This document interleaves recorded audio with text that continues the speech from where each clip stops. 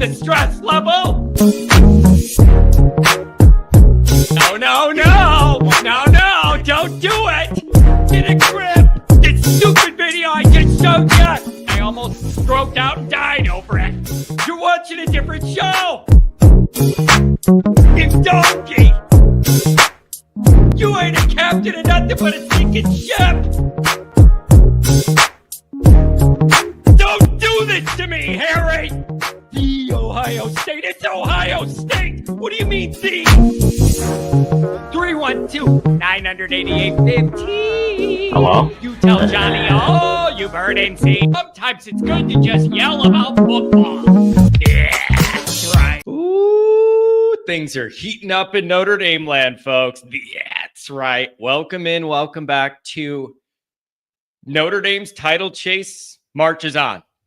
It marches on. And you are one game away from having a chance at Notre Dame's next national championship. I think what there is to discuss is some of the weird feeling there is about like the way it felt to beat Georgia and get that monkey off your back and everything. And now there's Penn State and like, it's this weird dynamic of how you feel about beating Georgia specifically and getting that big bowl game thing off your back. And then, but now you have Penn State and that's a different kind of challenge. And there's a lot of interesting nuance in here. And Notre Dame's a beat up team. Notre Dame's got the shorter window of recovery and recuperation for this game because of the New Orleans situation. There's a lot in the mix. There's a lot in the mix here. And so I want to know what you guys think. I would love to take your phone calls. I would love your chats as we get into this. Your keys to the game, what you're focusing on, what you're thinking about with Notre Dame, Penn State. I posted late last night. Thanks for being here, everybody. Is everybody having to like get back to work and have like a real life after the holidays and everything? Everything just feels weird and like, go figure. Notre Dame's playing good football, actually garnering respect, and it feels weird. Like, but the timing of everything just feels weird, and you have these middle of the week games throwing things off. These are odd times that I love to be a part of. So let's get into it, you guys. As always, you can find the program on YouTube. Do it, subscribe if you haven't. I appreciate it very much. Give the video a thumbs up. That helps John out as well. Notifications on that way you don't miss nothing. Twitter, search bar, Always Irish, or Always Irish. Emails, alwaysirishnd@gmail.com. Audio only anywhere you want it. You can get it if you don't want to see my face. Nobody blames you for that. Call-in lines, you know what they are. 312-988-15. Dial it up. Tell Uncle Johnny all you've heard and seen. Notre Dame Fighting Irish brought to you by Sports Illustrated. Bro, I just keep writing articles. I don't know. It's like shooting fish in a barrel at this point. I have a million ideas, a million things I'm worried about, a million things I'm excited about. And I literally just write articles. Every time I think about something, I just write an article. So it's a beautiful, beautiful thing. It's healthy for my anxiety level to have writing as an outlet. Like yelling down here in the basement is my natural thing, but it helps me work through things a different way, having to write these articles, and it triggers a different part of my brain. It's very cathartic and healthy. All this Notre Dame anxiety I have, I just put it out on and write an article about it. It's perfect. I posted a video late last night on Twitter of morning, John. How's the weather? Really, really cold and kind of windy, and it was snowy last night. I don't know, man. I'm in the basement. I'm in the beat laboratory, so to speak. And, whatever. It's not bothering me. I'm not out there working in it. Like, I work in this man cave. You know that. And so, yeah, the snow. I posted last night, speaking of snow, the final couple of plays of the Notre Dame Penn State snowball from 92, I believe. The fourth down play over the middle past the Bettis touchdown, and then Reggie Brooks in the corner for the 2-pointer to beat Penn State. And I've been getting into that Notre Dame Penn State kind of nostalgia type thing back in the day. Wasn't that long ago. Remember, folks, they were independent too. So there's a bunch of interesting nuance here. And everything just feels weird for all the right reasons. I don't know any other way to say it. Everything kind of feels weird for all the right reasons. And it's a beautiful thing. So remember, Patreon tonight, we're going live with Mike Goolsby, and this is going to be a good one, man. This is going to be a good one. He's had some really fire takes on Twitter about how he's feeling as a former player and captain watching what this Notre Dame team's done. He tweeted the other day something like, you know, what we're seeing right now from Notre Dame is the culture that you were hoping and thought you were going to get when you go to Notre Dame. And I never got that experience because it just didn't line up right. You didn't have the proper leadership, not enough good players, you know, whatever. And I just think that's interesting. And he's kind of looking at this being like, that's what I wanted. That's what I thought I was signing up for, is this Notre Dame vibe. And I want to dig into that with Mike tonight on the 7:00 Central Patreon Raw Live. And so, and it'll be available for all you guys to watch. So look for that link tonight and come with your questions, come with your comments for sure. Mark with glasses said, John makes his daughter shovel the driveway. Yeah, I'm 4 years old. I'm in there writing articles about Notre Dame. I'm like, hey, you missed a spot.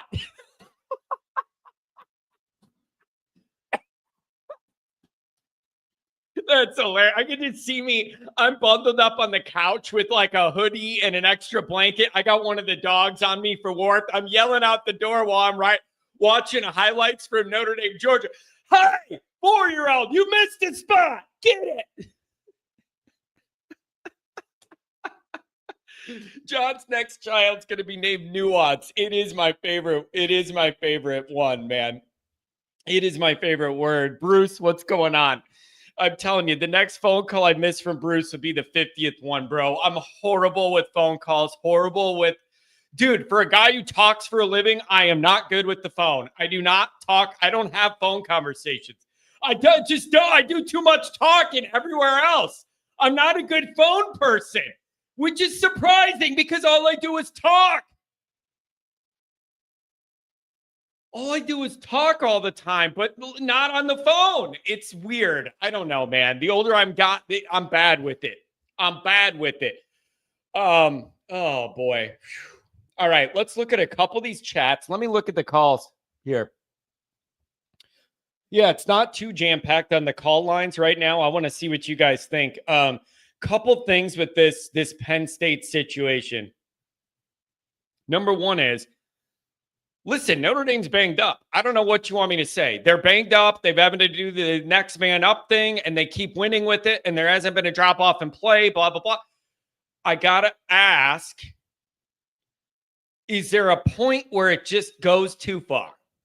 Like where, okay, now Notre Dame's banged up and they're on the short week turnaround compared to Penn State's recuperation time. Is there a scenario where Notre Dame runs out of this emotional or physical gas and it's just too much and it's just like it finally catches up to them, all the injuries, the tight turnaround, all that stuff? Or there ain't nothing slowing down this team right now. And the momentum they have and the next man up thing and all the energy they have, and they're going to ride that adrenaline through whatever pain and however beat up they are, and they're just going to run this. And they're just going to deal with it later. Like, I don't know how that works, you guys. As like physically, I don't know how that works. And emotionally, can they keep it up, or does Notre Dame eventually run out of gas when you got all these injuries across the board, whatever? Listen, you got a lot of guys playing for Notre Dame that are nowhere near healthy. Understand that. You have all the carcasses in the cemetery from this year already. You got a bunch of Notre Dame contributors playing that are nowhere near 100% healthy. It just is what it is. It is what it is. And you just got to win anyways. You got to win anyways. We talked about this 4-game run playoff situation and how it's going to take depth to survive that gauntlet, because you're playing, theoretically, you're playing good teams at the end of the year in this tournament. You're going to get beat up week to week. You're going to be sore. It adds a whole nother month of games. If you're Notre Dame, you're usually not used to playing, or you're gearing up for one. You're gearing up for one bowl game, not playing all these hits. It's just interesting. And so you find your way into this moment, and you're one win away, no matter what it looks like, for being in the championship. And then anything could happen. Anything could happen once you get to that game. There's a reason games are played on a field and not on a recruiting database. And the Georgia game showed that. Like, that's what I'm starting to think about when you look at all this stuff, man. Anybody can win these games when you get into these moments. Games are not played on a recruiting spreadsheet. They're played on a field for a reason. And the Georgia game was a perfect example of that. Absolutely perfect example of that. And so, I don't know. It's crazy, though, John. The other three teams haven't lost any or hardly any starters for me. I know. I don't know what you want me to do. Like, I don't know what. Nobody cares. Nobody cares, right? Like, nobody's feeling bad for you. You don't get bonus credit because your guys are hurt or you don't get spotted a handicap of a touchdown and a half because people are banged up or whatever. It just doesn't work that way. They've done a good job with the next man up thing. You just wonder how much is too much. But man, these guys fight for each other, fight for their coaches, and they love each other and they play hard. All right, let's do a couple super chats. I want to see what you guys think. I've been off work, Mark with glasses. I've been off work for the last 18 days. Return today only to tell them I'll be off Thursday or Friday for the Orange Bowl. Paid time off is paid time off. Here's the deal, man. Time has become an abstract concept to all of us. Do you know what I'm saying? Time is like this general amorphous thing that's hard to grasp, with the games being in the middle of the weeks and having, the holidays. And then you add the New Orleans attack and the delay. Time is quite the abstract concept. Me, for my own sanity, whatever of it's left, with the anxiety and all this stuff I have in my heart and mind right now, I'm just looking at, what do I have to do tomorrow? What does tomorrow look like as far as content for articles, for YouTube, for Patreon? What do we got? And I'm just going, anything else will almost cripple me emotionally to think about at this point. I'm going one day at a time ahead. What do I got to do? What do I got to write? What do I got to record? What am I putting out? And I'm trying to just do one day at a time and keep this all straight. But there is a lot going on. Man, there's a lot going on. Look at this. Notre Dame won a New Year's Six bowl. The Bears beat the Packers. What's going on? Yeah. The Bears thing's super frustrating. So you end up beating the Packers with nothing to play for against their backup quarterback. The only priority for the Bears should be making Caleb try and look good. The offense looked horrible yesterday. But you end up beating the Packers when they have a backup quarterback. You really didn't further the development of Caleb at all, and now you have a worse draft pick. Congratulations. You picked a great time to beat the Packers. Awesome. Like, whatever, dude. They're so bad. So bad. Happy birthday to Lou. Hey, I've been thinking about Lou Holtz a lot with this Penn State thing and everything else. Oh, man. Wendy's here. A lot better. I want to know, is Wendy the same as the Burger King king that's been in here and the McDonald's clown? We need a battle royale between Wendy, the Burger King king, and the clown from McDonald's. How do people feel about Penn State versus Notre Dame? Easier or harder than Georgia? Here's Wendy. That's a good question. I've been thinking about this, Wendy. Here's a thought I've been having. Callers, I'm coming to you. Here's a thought I've been having. I don't think anybody's going to try and sell you that Penn State has more raw athletes and talent top to bottom on the roster than a Georgia does. I don't think anyone's going to try and sell you that they have more raw star talent power, recruiting ranking stuff in the Penn State program than the Georgia program. However, if you told me you feel like Penn State is playing better collective group team football right now than Georgia, I probably agree. So where does that leave you? Because I would not make the argument that, Penn State has more raw talent. Yeah, the tight end is a Sasquatch freakazoid that we're going to talk about. But I'm not going to make that argument about talent on the Penn State roster compared to Georgia. But it does appear that even though Penn State's played the easiest teams you could think of in this tournament, they're playing better collective group football all put together than Georgia is.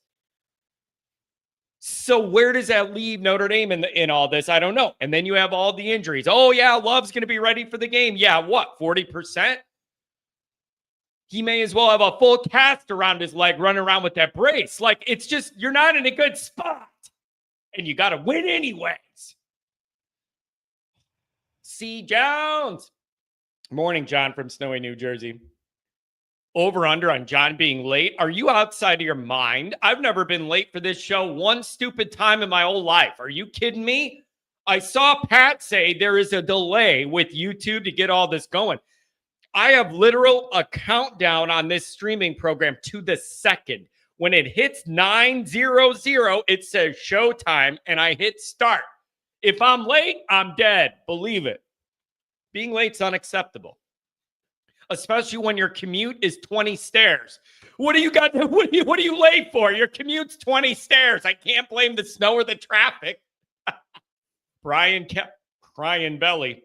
I don't want this to be taken as ungrateful for the win against Georgia, but a loss against Penn State is going to piss me off. This game had big picture meaning as Dow ND stacks up versus Midwest powers. There is an interesting dynamic there about like what the Georgia game represented, Notre Dame getting over that hump. And then like, okay, you did that. It would seem like a real step backwards to lose a game to big game James Franklin, whose big game record is just as crappy as Brian Kelly's. Like, that's going to rub you the wrong way, and it should. Notre Dame is not very healthy. It's just an issue. BVG should be the coach. I feel like beating Georgia is a bigger win than beating Penn State, but we still have to beat Penn State. Yeah, I understand. I totally understand that. Like how it's just kind of messing with people's minds. Not sure about loving that big brace. Yeah, he's not healthy. So whatever. He's not healthy. Whatever. Like you got to figure it out anyways. Jadarian, let's go. Like, I don't know. He's just not healthy. I don't want Johnny looking like, oh, this is about me blowing my nose. I don't want Johnny looking like Weiss. Let him blow. Yeah, if Johnny ever looks like Weiss, Johnny has severe, severe problems. If Johnny looks like Weiss in any way, you have some real problems. You have some weird, something has gone horribly wrong. I don't even think I physically ever could look like Weiss. I'm just not built for it. I ain't got those bones, son. I can't carry that. I can't carry that. Mark with glasses. They're saving all the good pass plays till the natty. That's when they'll open it up and Leonard goes bananas. It goes over 100 in the air. Mark with glasses, always with the jokes. I can always count on you, Mark. I can always count on you. Yeah, I do think you may have to pass the ball for more than 90 yards to win a championship here in the next two games. You know what I'm going to say, you guys? Let Jordan Faison be a hero for you. Jordan Faison has that little it factor to make plays and to just wiggle where he needs to be and make something happen. Let Jordan Faison maybe be a hero for you in these two remaining games. See if you could get downfield in a way you weren't comfortable really even trying to do against Georgia. See what you could do. But Jordan Faison has that little it factor. You sprinkle in a little Notre Dame magic here on this postseason run. I'm telling you, if you give Faison a chance, he could do something great here in these remaining couple games. Hopefully it is 2 games. Update. CNEP will be at the Orange Bowl. Let's go. My brother is from, I think, like an hour away from where the game's being played. He has the always Irish flag. He's going to be there in the main parking lot partying, and you're all invited. If there's any Notre Dame people that are going down there, look for the flag and go hang out with my brother. I'm not going to be there. He's not, hosting 100 people and cooking for him and all that. This is just like spur of the moment. If you need a little always Irish in your heart and you're there, look for that flag and my brother, or find him on Twitter at AK for ND and hook up with them, because him and his wife are going to be there, represent with the always Irish flag. So everybody, you can have a little always Irish in your life down there if that gives you comfort and tailgate. He's got a spot in the main lot, whatever the main lot is there. I don't know. Rodney, $5 holler.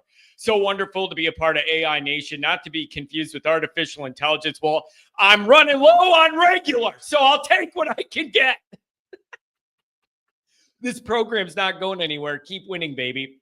Yeah, that is a larger scale discussion that I've been thinking about in no way, shape, or form do I perceive this team to be like the peak Marcus Freeman roster. I just don't. Too banged up.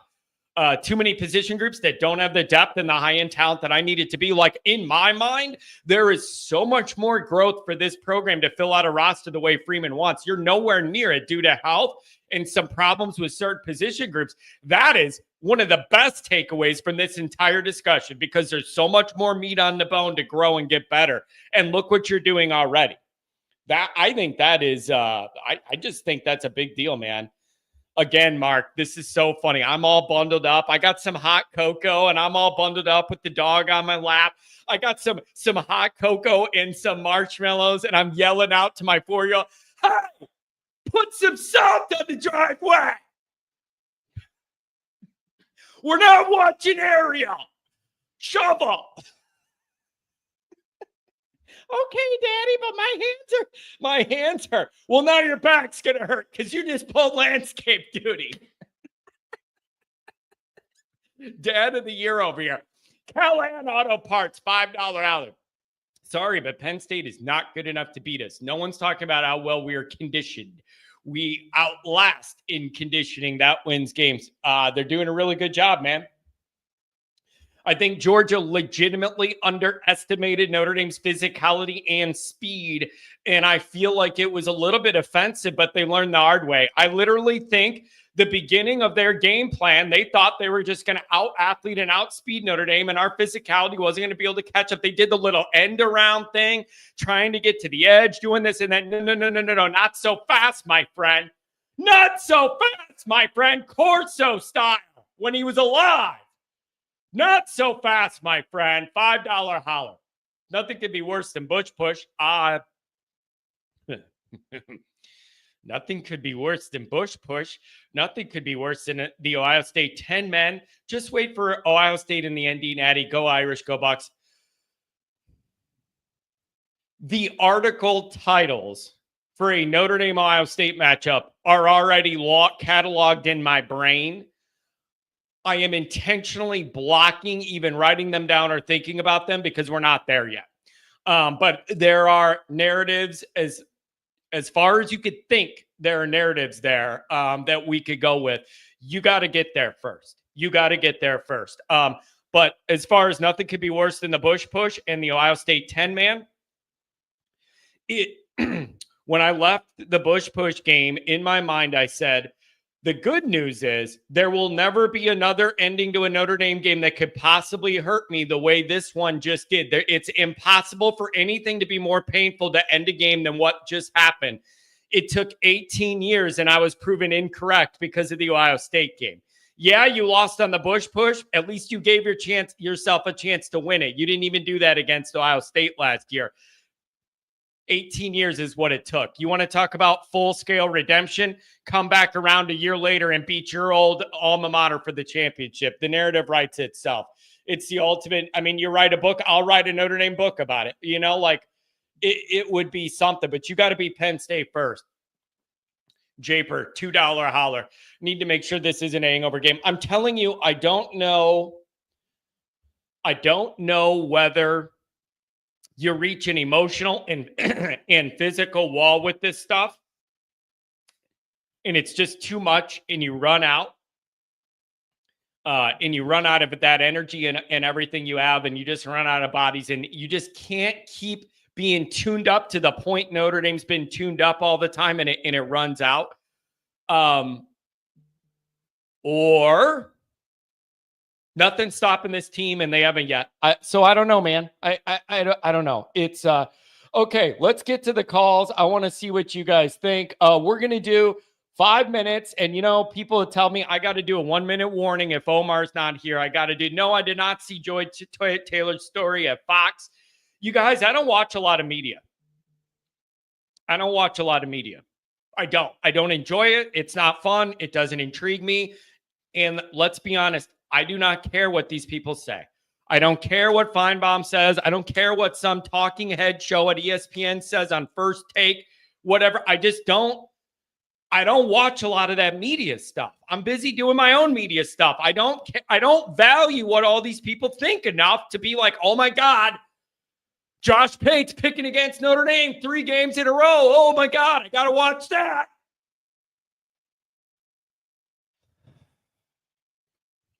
I don't care. All right. 5 minutes. Let's do it. Rodney, what's going on? Thanks for the donation, brother. Oh, John. Wow. This thing just keeps rolling along, man. 13-1.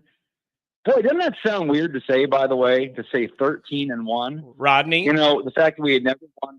Yeah. Rodney, it is the most games I think ever. What is it?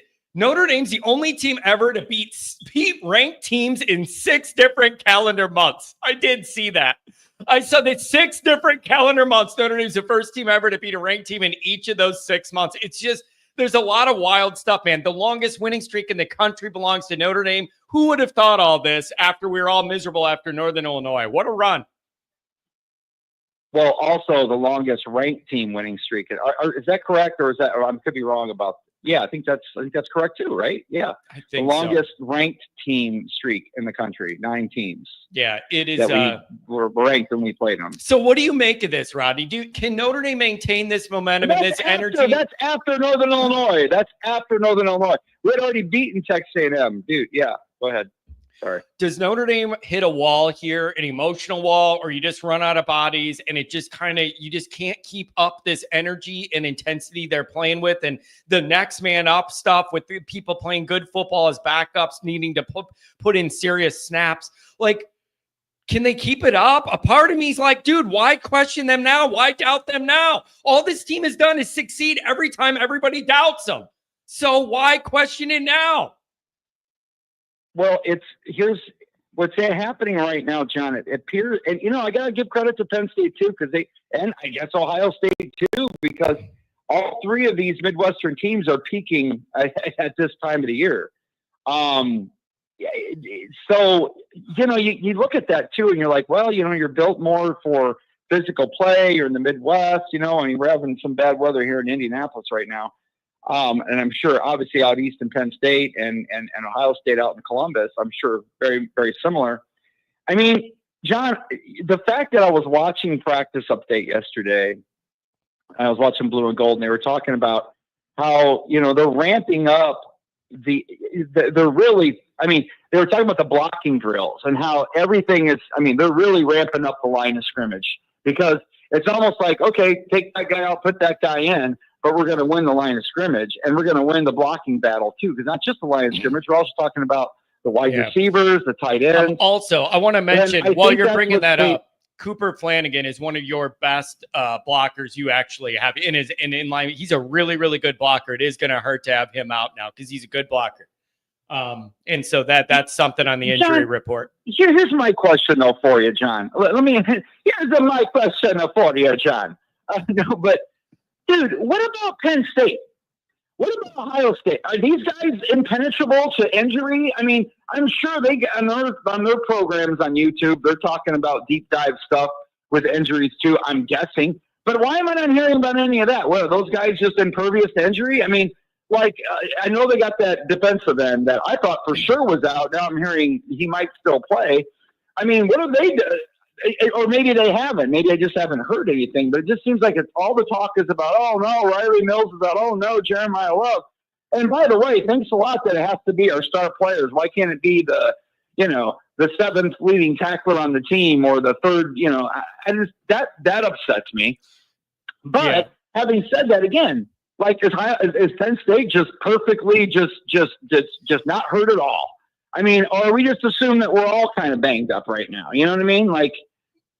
I just think that gets on my nerves. Doesn't it get on your nerves? Because it gets on mine. Well, it does feel like Notre Dame's just bad luck, has more injuries than a lot of these teams, but we're also more tuned into everything, every little tweak we read about and have a podcast about with Notre Dame, and you just don't. Well, that's what I mean. So maybe that's the same thing that's true with Penn State. Well, I don't know. Carter is their best defensive player, and he's either going to not play or he's going to play and be in pain and not at 100%, and that is their most intense and biggest playmaker on the defensive side of the ball. So there is that.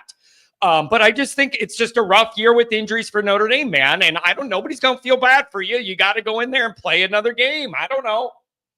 But John, what I will say, what's great about this though, is it seems like, again, when I talk about peaking at the right time, you're seeing players playing. Yep. I won't even say good, playing great. Yep. That mid-season, we're like, where the hell's that guy? Where's he been? I mean, that dude, whatever Oben does from this point on, yep, that play he made, you talk about athletic. It's worth every dollar. If I didn't know any better, I'm like, oh, that's a 5-star first 15 pick NFL player. If I didn't know any better and I just saw that play. Yeah, I mean, that was wow. It is whatever they paid him in NIL, if it's just for that one play, it's totally worth it. That was a big, I mean, I'm sorry, it was. Like, people complained about his lack of production for the majority of the year. Whatever they paid him, it was worth it for that one karate chop on that dude's arm to get that ball out. It was that big of a moment. It was literally, hi-ya, right around the edge. Hi-ya. He gave him the chop. He gave him the samurai chop. You gotta do a short clip of that. Bro, he just literally, he went right around the edge and he gave it the hi-ya. And he chopped that thing. Spit on that thing. He chopped that thing. It was great.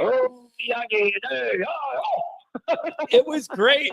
So whatever, man, you just got to keep it going. Yeah. Mark's saying, well, and I think that is so infectious, John. When you see that happen, that just motivates the rest of the team. I think we're going to hear more of RG Oben the rest of this playoff. Again, that if it was just that play, but I think we're gonna get more of that now. Also Jadarian Price, man. He's been a little bit under the radar this year because of all the, amazing plays Jeremiah Love has made. But in that USC game, man, it was Jeremiah Love, it was Jadarian Price that I was most impressed with. I mean, early in the game, Love was showing that he can be a tough back too, because he was carrying guys with him, but then, Price was the one that was finding the holes and getting the big runs, the 15, 20-yard runs. So that guy's great too. There's no question. Yeah. And that's going to motivate. It just seems like everybody is so highly motivated right now, man. It's so beautiful to see. John, we've been waiting for this for 30 years. Yeah. To see a team that cared this much. We see other teams do this. We've seen the Floridas of the world get motivated, to beat the Ohio States. And I mean, golly, I don't want to get ahead of myself because it's weird, John. I also will say this, though. I think Penn State's a really good football team, man. I truly mean that. Yeah, they're playing good ball. I think this is probably James Franklin. What's that? I said they're playing good team football. They really are, man. And James Franklin, this is probably his best team, in my opinion, of the ones I've seen. There might have been a few back in, I don't know. How long has he been there now? 8-9 years? I don't know. Longer? I don't know. But there was maybe some in the middle teen years that were pretty good. But I think this is going to be one hell of a football game, man. I think these are two real proud programs. I mean, it's really good to see, though, these northern teams, coming back. Yeah. And, Texas is an interesting one to me because, they're flying so under the radar right now because of what Ohio State's done the last couple of weeks. You wonder, what can Sarkisian do to get those guys ready to play? Because wouldn't that be interesting if a big upset happened in that? Because everybody's just assuming. I'm not worrying about it. Clicking their ticket. I've thought about it, and then I stopped myself from thinking about it because if we don't win Thursday night, whatever happens Friday doesn't really. 100% right. And so whenever I'm tempted to go there in my little Irish brain, I tell myself, you are not allowed to do that yet. You're only allowed to worry about what you see Thursday. Rodney, thanks for the donation. Anything on the way out? Good way to start the week, man. Yeah, you got it, man. Only thing I'll just say, John, is you just hit it on the nail, dude. I am a little, if there's any game I'm a little worried about being, even a smidge of a letdown, just because of what we just overcame and then what's to come in the next, those coming days after, if we were to win. That does worry me just a little bit, man. Is this the time when we have just that much of a letdown? Yeah. Not that we won't come to play. Yeah. But you know what I mean? Like we're the favorites in this game. Yeah. I'm a little concerned about that. Yeah. Let's see if we could keep the momentum. Rodney, thanks for starting us off. Appreciate it. Rodney's a long time guy, man. He shows up everywhere I do an event. $5 holler from Dirty Mike. A little love for Mitch Jeter, comeback player of the year. I'm telling you, man, you went from the kicking game is a huge negative. We were saying you got to go for it every fourth down. You can't trust them. We had the lowest, most of the season, we had the lowest field goal percentage in the whole country. It was really bad. And now you're like, Okay, apparently the guy's healthy and he's booming the ball and he's making his kicks. Now you feel like it's almost a weapon you can lean on now. Like that again, that's something that's changed over the course of the year from that being horrible to now you feel actually confident about it. I really like getting phase on touches. I covered that earlier, man. He is one of those guys that just has that it factor that you really can't describe exactly what's going into the equation that makes you feel so good about it. He just makes crap happen. Faison just makes crap happen. Do it against Penn State. All right, couple super chats, and then we'll go right back to the calls. Need to make sure this is an hangover game. How do you make sure, though? If you're emotionally drained and physically beat up, how can you do that? Like, is the spirit of whatever this year's Notre Dame program team has that strong that can supersede physical injuries or exhaustion or whatever else? A part of me wants to think they're flying so high on this level right now, they can just maintain like that runner's high almost of this energy that they're playing so good and crisp and flying around. I just hope you don't end up running up against a wall with that. I can always count on Commander to bring the group down. All the BS stats John throws out there are fool's gold and mean nothing compared to the Georgia win. I have no idea what you're talking about. I literally have no idea what you are talking about at all. I have no idea. For the life of me, I cannot even comprehend what you're referencing. I have no idea what you're even referencing. I'm completely lost, and I have no idea. But welcome to the show, Commander. Tex ND, Heinisch and Rubio compliment each other. They certainly do. They certainly do. Rubio, like, have yourself a day, young man. Like, it's your time to shine, and he did. Never give up. Never give in. $10 holler. Trying to call over Wi-Fi from Turkey. I don't think it wants to let me through. If you're trying to connect through a turkey, it doesn't surprise me. But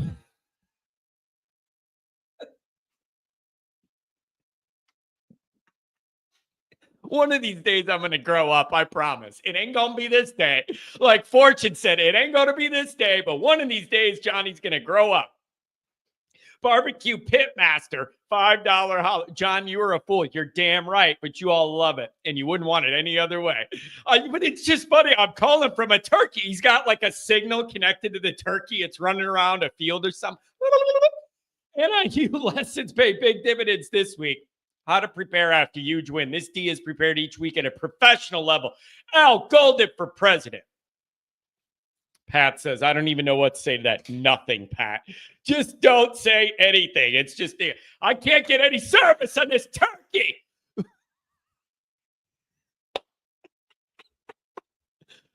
Oh, man. You look at David here. Indiana and Georgia with the high school QB were not impressive wins. David, let me ask you this. If those are not impressive wins, what are the last 30 years of our life where we didn't even beat teams like in these situations? I don't understand. Like, if those aren't impressive wins, everything else has to be what? Just like absolute hellscape? Like, if you can't have pride in these wins, what is everything else that's been lower than this? Like, I don't know what your standards are, man. I don't know what your standards are. And then what are you going to do? Okay, and then if you beat Penn State, the narrative is Penn State's no good anyway, so that doesn't count because Franklin has just as bad of a big game record as Brian Kelly, so that game doesn't count. And then if you beat Ohio State for the championship, they're going to say, what are they going to say that? Well, yeah, but Ohio State lost to Michigan, and they're no good either. The whole thing's invalid. Like, David, you need to get an updated perspective on reality, or you just hate Notre Dame and can't accept, I don't know. But that's a rough take. Chicago's very own Tom Frowley. What's going on? Good morning, sir. Tom, I'm getting ready to how are you doing, buddy? Long look at. How are you doing, good. Tom? I want to know, how are you hanging in there, man? I really want to know. I'm hanging in like Gunga Din. I'm carrying all the water I can for Notre Dame, my friend. Good. It's been really fun just dissecting what took place in New Orleans, and just to piggyback off what you said about not paying attention to the the ESPN crapola and all the pundits on there. I just the only thing I did is watch the 2-hour pregame leading up to the Sugar Bowl, and then that will sustain me for any kind of ESPN garbage for the next decade. Yeah. Because they are so biased. So the chick that was wearing the Georgia shirt, Yeah. People are piling on and saying, well, it's okay. It's okay. We'll let that slide. I'm like, wait a second. Does Hannah Storm wear her Notre Dame regalia when she's doing a story on ESPN? I don't think You know so. what? I tweeted that, Tom. I tweeted a picture of her in the Georgia thing I screenshotted it and I put it on Twitter and I just said, I present to you an unbiased sports news reporting channel. It got over 1 million views and it ended up on Facebook. I think it's my most viewed tweet ever. Ended up well over 1 million. Really? Yeah, it got circulated and a lot of people were going, I don't understand this. Like, she did change back out of it on a commercial break. So maybe she went there and wanted to do a segment with that, but I couldn't help but to take a shot at ESPN. No, but just to get a little political here, this is the same network, right? That would not let Will Howard up on that, and here's a kid. He looks like Jack Armstrong, the All-American boy. Yeah. I mean, he's the guy every cheerleader wants to be with. He's the red-blooded American male that every young red-blooded boy wants to be, the quarterback. And they're going to negate this kid from his only opportunity to actually celebrate on the Rose Bowl because he feigned some love for God and Jesus Christ. Really?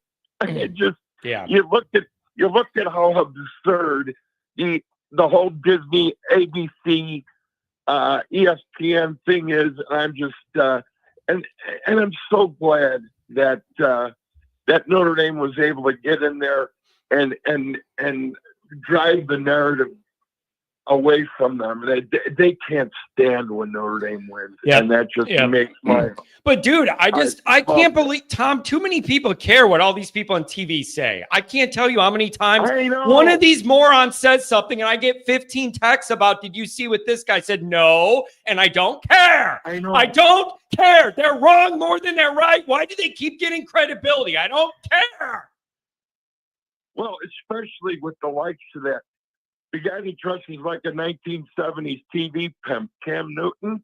He's doubled down that Notre Dame doesn't belong. He's doubled and tripled down that Notre Dame doesn't belong, even after the Georgia win. God bless him. You got to get ratings somehow. Yeah, so anyway, I'm done with them, and it's fun to talk about a little bit. But when you look at the season, how everything's coming together. And the quality of the human beings on Notre Dame's staff and the team and the university. Yep. I mean, it's class personified.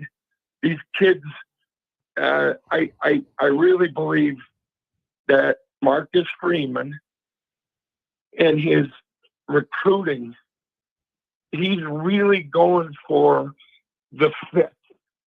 Yep. And I know even up until going into the Georgia game, a lot of people on the message boards, and we're talking, well, we're still not, we're still 3 and 4 star. Well, okay. All right. That's fine. Well, that narrative is going to change. The recruiting uptick is going to happen. There's kids that want to play for Marcus Freeman now. So I'm not going to worry about that going forward. I just think when you look at this matchup that we've got coming up, I just harkened back to watching the Penn State, Oregon, and the Penn State, Ohio State game.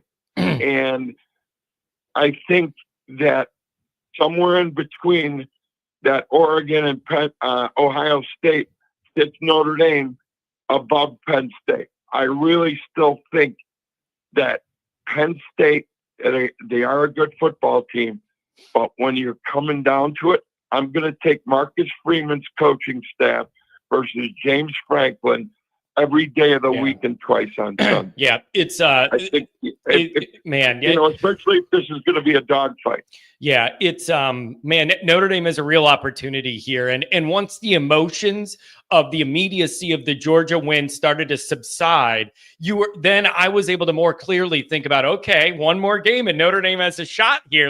You had to get over that huge monster in your way of an SEC roster and all that. And you did it. And now it's like, can they keep it up?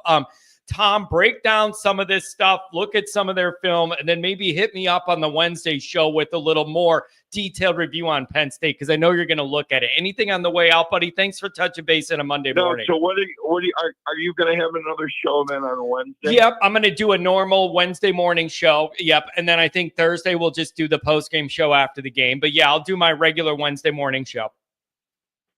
Okay. All right. Well, yeah, that's all I got. I've got to do some homework and get ready for it, because I thought I saw some tendencies in Penn State's last game where I don't want to tip my mitt, but yeah. I think that what we saw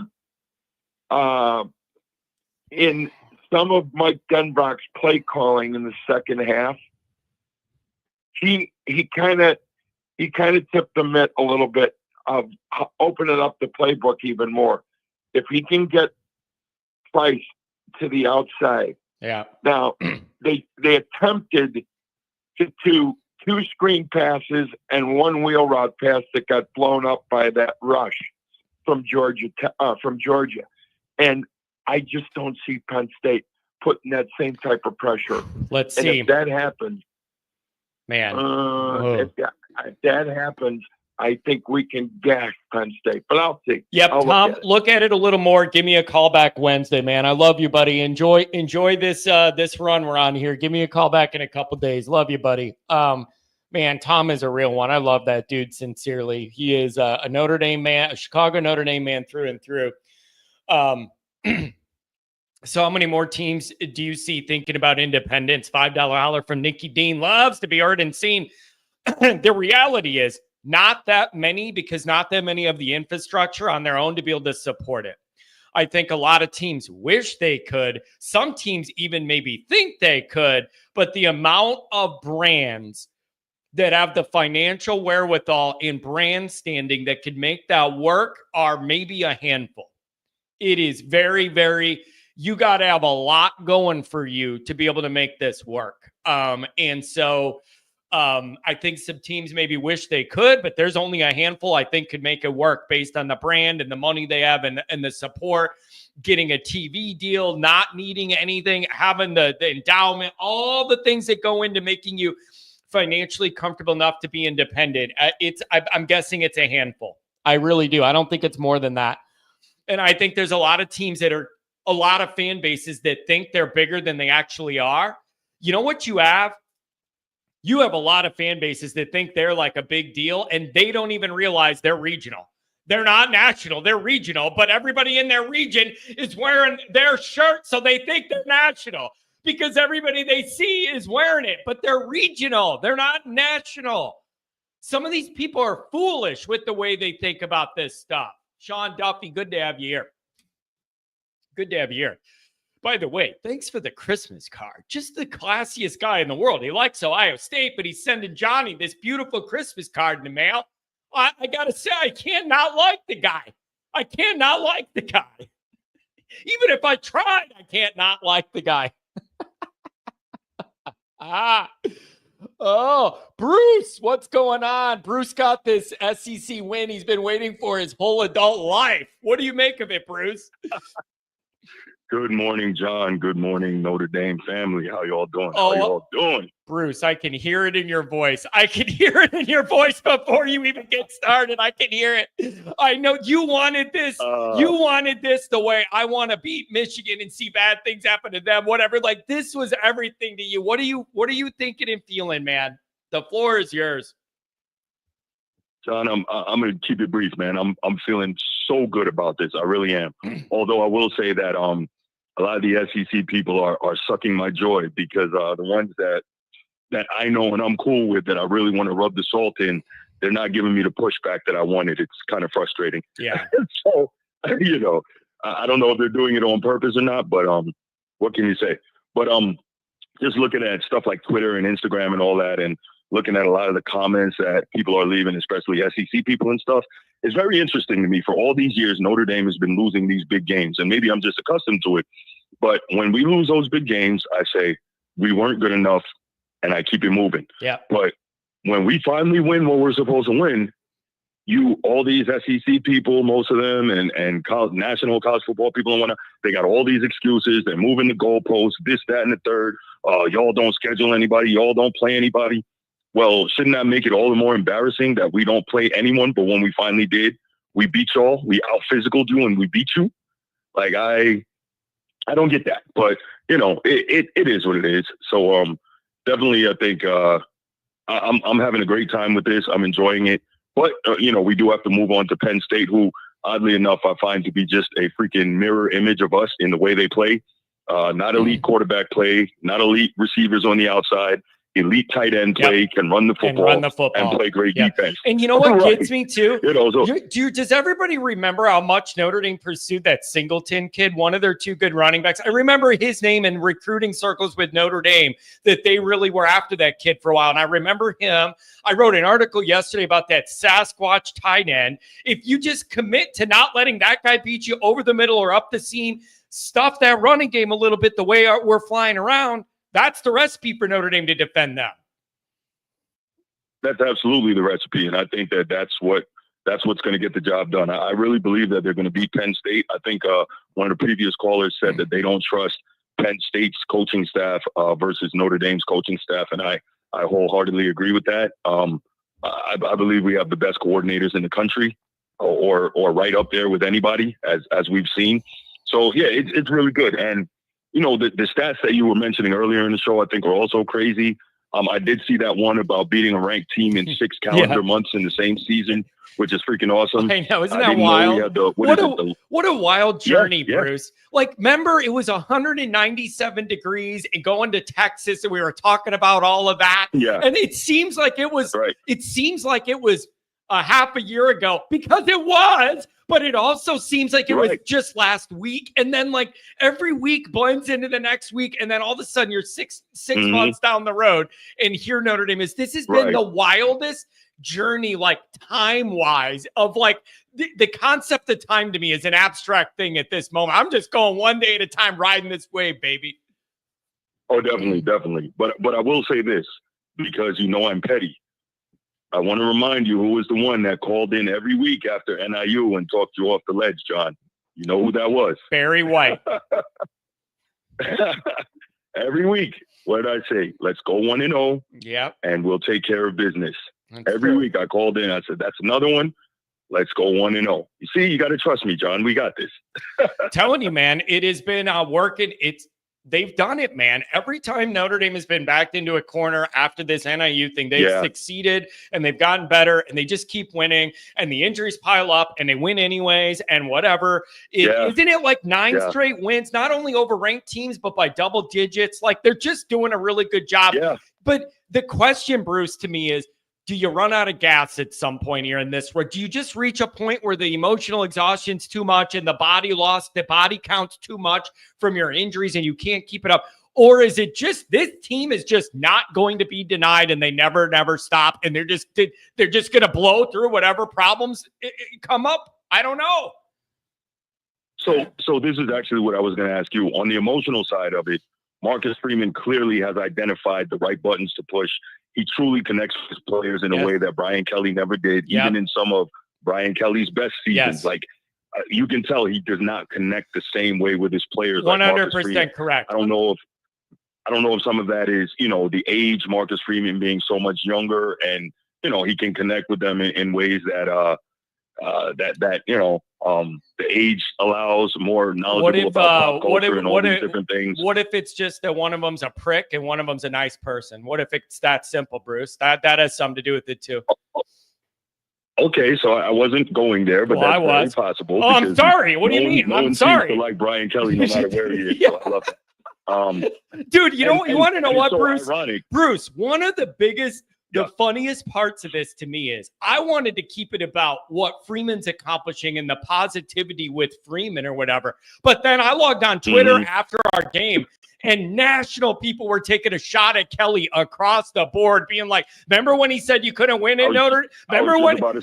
Remember they were all national people were tweeting. Remember when Brian Kelly said it was impossible to win playoff games at Notre Dame and he left for brighter pastures? Well, now look, like I didn't even have to do that trolling because a lot of other people did it for me. It was a beautiful thing to not even have to go there and let the other people do it. Yeah, I know Brian Kelly he's burning up inside. I know he is, man. And it's a beautiful thing to see, man. But yeah, the last thing I got before I get out of here is I am really starting to get worried. I'm not worried about the scheme, the coaching, the desire of the players, the ability of the players. I am, to your point, worried whether or not at some point all these injuries are going to catch up. I don't know how much longer we can do this. I know, but every time that I brought that up as a point, the next man up makes game-winning plays for Notre Dame, Bruce. So it's like I'm almost to the point where it's almost to the point where at this point, why would I pick against them when they've done it every single week? You ask the question, they've delivered. Right. So why am I going to start questioning it now? Maybe it's just like it's a beautiful thing to see, man. And seeing some of these backup guys or second string guys get their chance to shine and take advantage of it is what sports and college sports should be all about. And I've really enjoyed seeing it for those individuals. Yeah. And finally, Notre Dame scouting department in terms of the transfer portal has done clearly a very good job because the guys that they have brought in via the portal have made key plays for us at the key time. So that's all I had. Matter of fact, hold on 1 second, John. Hold on, somebody wants to say hi. Hey, son. Hey, say good morning to John Kennedy and everybody. Hurry up, man. Good morning. What's going on, buddy? Go Irish. Go Irish. He's in the middle of having breakfast. I just wanted to tell him to have him say hello to you, man. But thank you for taking the call as always, John. I really appreciate you. Bruce, I love you, man. Crystal clear phone lines too. You and the family, God bless you, Bruce. I'm glad you got this one. Take care, buddy. Hey, same to you, John. Have a great one. Have a good one. Oh, I'm telling you, it's Barry White talking about the Irish fight. Dude, that voice is so amazing. I need to do he needs to be the voiceover guy for something. Oh, man. They've done a great job coaching this year, but the recruiting lacks and the receivers don't develop the same as when Kelly was running it. I'm not even going to acknowledge, what is your argument? The Freeman era has already surpassed the Kelly era in 3 years of what Kelly couldn't do in 12. I don't even know what you're arguing, but you're not going to win the argument. So what, because certain position groups develop better, but then Kelly won nothing with them, you're on team Kelly? That makes sense. It's hilarious. That's hilarious. That's a good one. That's a good one. Andrew Gilmore says, good call. A major injury to Love is concerning.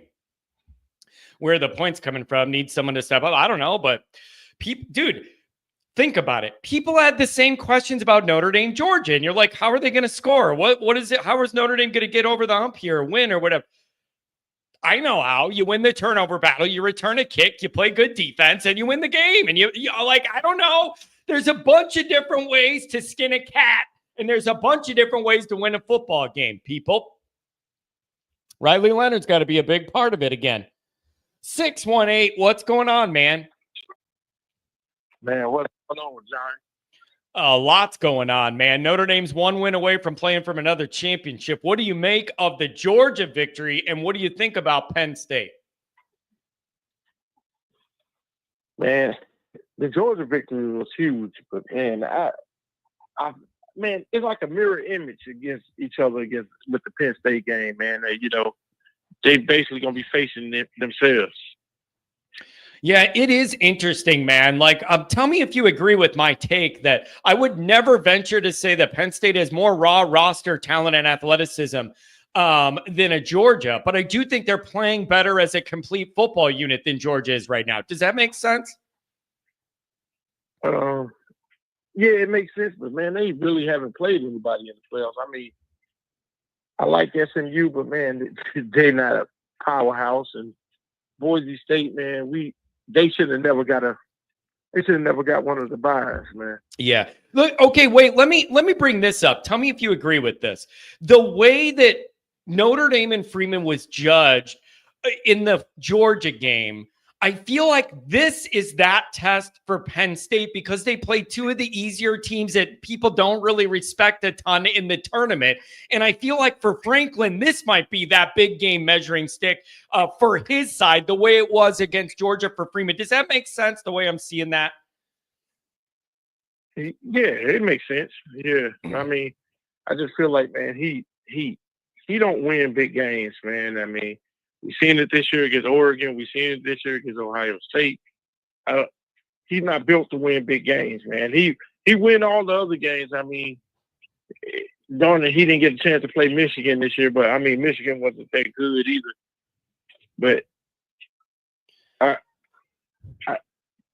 I feel like Notre Dame should win this game, man. I mean, they favored only by 2, man. That's like a wash. So I feel like Notre Dame should win this game. I mean, this is a game that everybody's been waiting for anyway, with the Penn State Notre Dame game.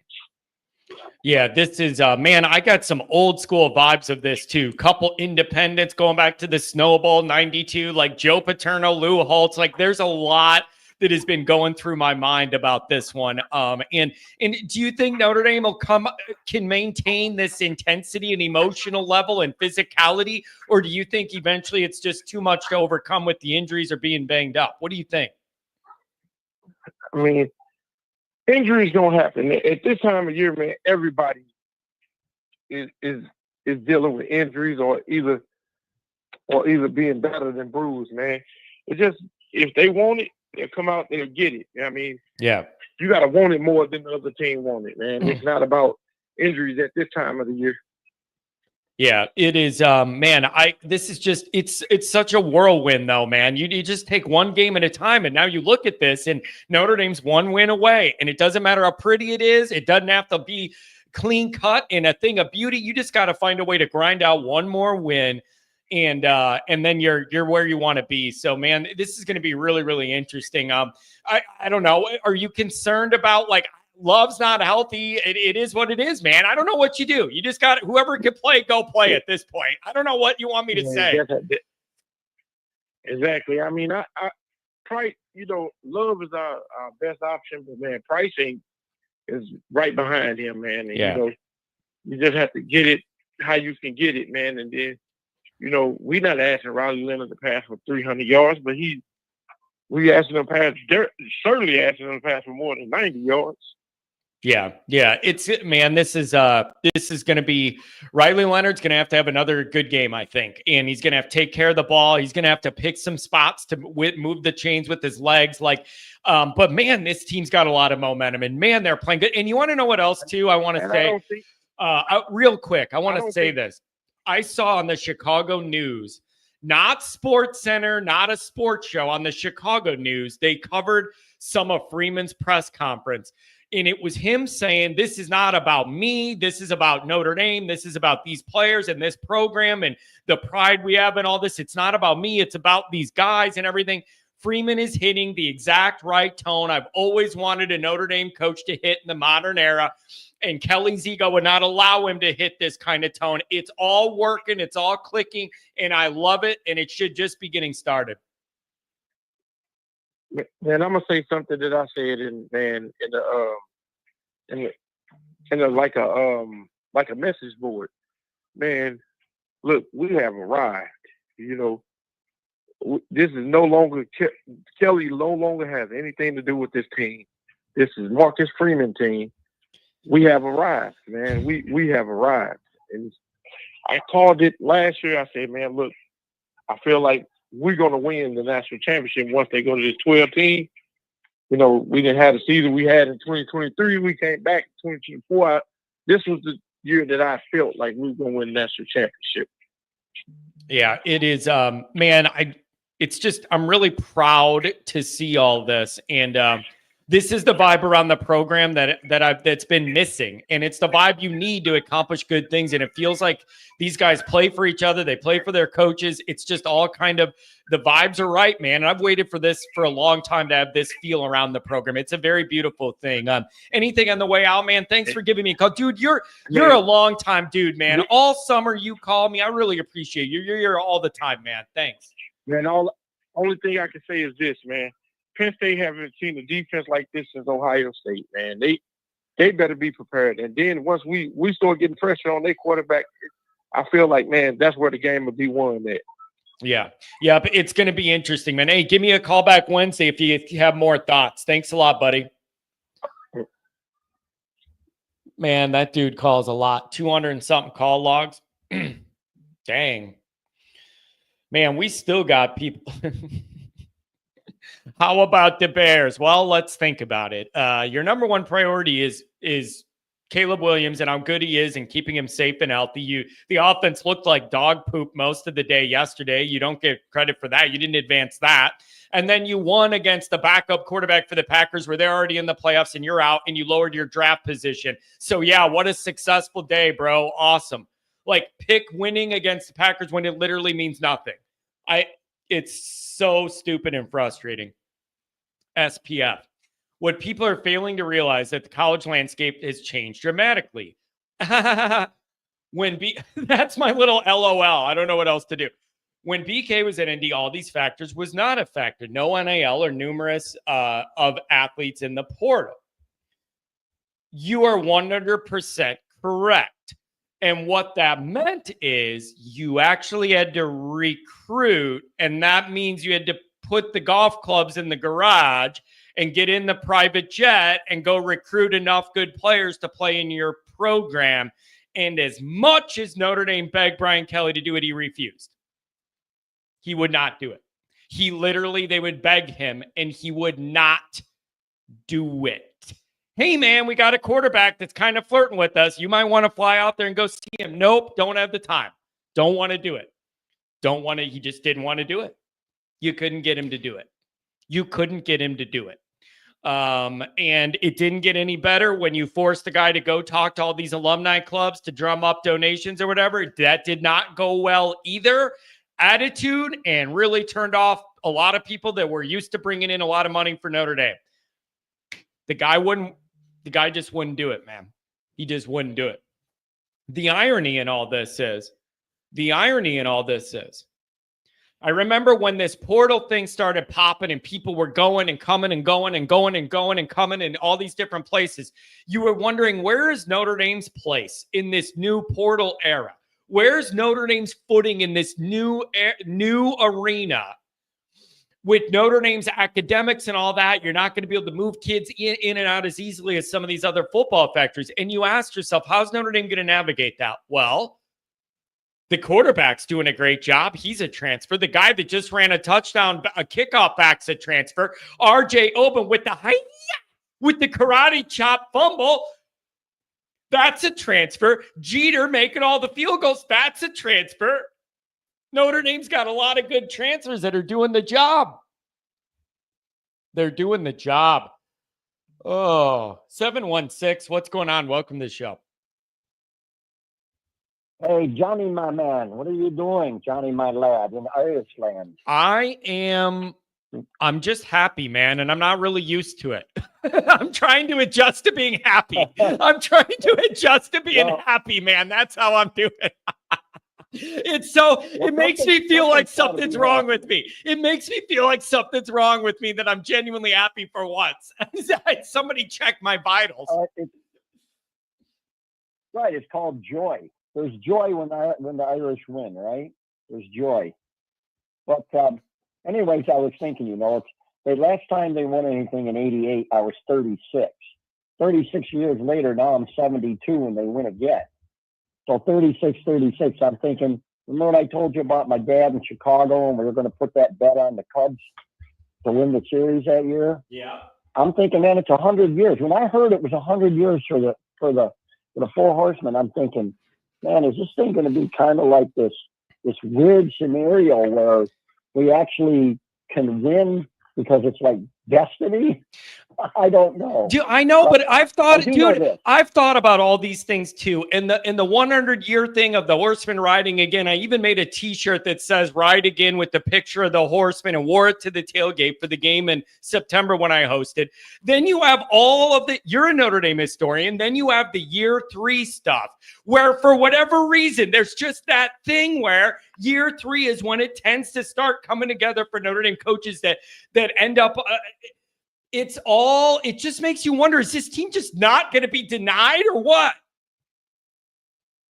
I don't, you win. There's no I in team.